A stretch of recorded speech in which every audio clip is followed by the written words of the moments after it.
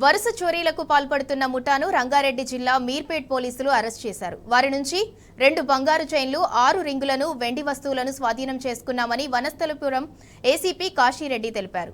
చోరీలు చేస్తున్న ముఠాలోని సభ్యులంతా పాత నేరస్తులేనని చెప్పారు.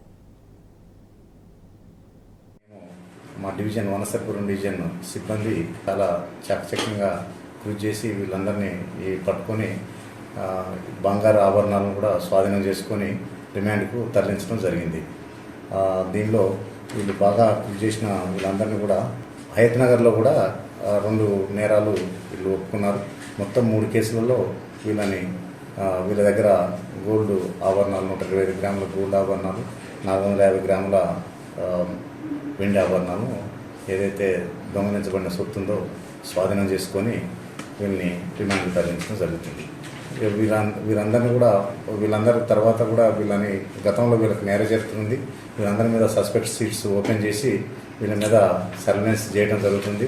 ఇంకా అవసరమైతే వీళ్ళు ఇంకా పెద్ద నేరాలకు పాల్పడకుండా ఎవరైతే ఉన్నారో వాళ్ళకు మా యొక్క సీనియర్ ఉన్నతాధికారులను తోని సంప్రదించి అవసరమైతే పీడీ యాక్ట్ కూడా పెట్టడానికి వెనకడము, జైలుకు తరలించి వాళ్ళ మీద బయట రిలీజ్ అయిన తర్వాత కూడా వాచ్ పెట్టడం జరుగుతుంది.